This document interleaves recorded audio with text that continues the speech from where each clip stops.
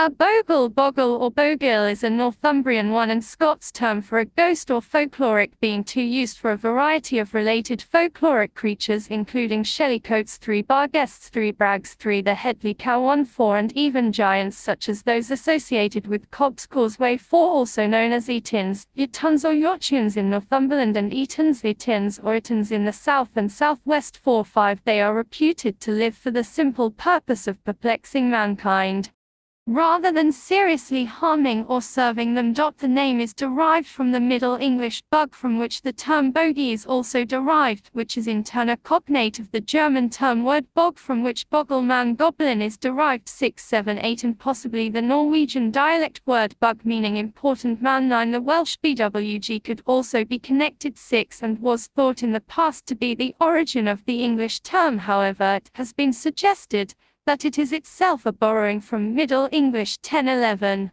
The Irish Gaelic word bagert, meaning threat, could also be related. Citation needed. Terms such as etin and yortune are derived from Middle English eton etent from Old English loten giant monster enemy from Proto-Germanic * etunas giant glutton from Proto-Indo-European * h ed - to eat and is cognate with Old Norse jotun. One of the most famous usages of the term was by Gavin Douglas, who was in turn quoted by Robert Burns at the beginning of Tam O'Shanter 13. Of Brownius and of Bogilus full is this buke. There is a popular story of a bogle known as Tatty Bogle, who would hide himself in potato fields, hence his name, and either attack unwary humans or cause blight within the patch. This bogle was depicted as a scarecrow, bogle being an old name for scarecrow in various parts of England and Scotland. 14. Another popular Scottish reference to bogles comes in The Bogle by the Boar Tree, a Scots poem written by W. D. Cocker. In this ghostly ode, the bogle is heard in the wind, and in the trees to frict wains. In the Scottish Lowlands circa 1950 a bogle was a ghost as was a bogeyman, and a tatty bogle was a scarecrow, used to keep creatures out of the potato fields. All three words were in common use among the children. It is unclear what the connection is between bogle and various other similarly named creatures in various folklores. 15. The Boken of the Highlands may be a cognate of the Norse Pukai, however. 16.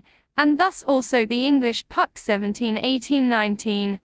The Larne Weekly Reporter of 31st March 1866 in County Antrim, Northern Ireland carried a front-page article entitled Bogles in Ballygowan, detailing strange goings-on in a rural area where a particular house became the target for missiles being thrown through windows, and on one occasion through the roof.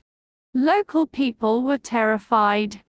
The occurrences appeared to have ceased after several months and were being blamed on the fact that the house in question had been refurbished using materials from an older house that was apparently the preserve of the little people. This is one of the few references in Northern Ireland to bogles, although the phrase bogey man is widely used.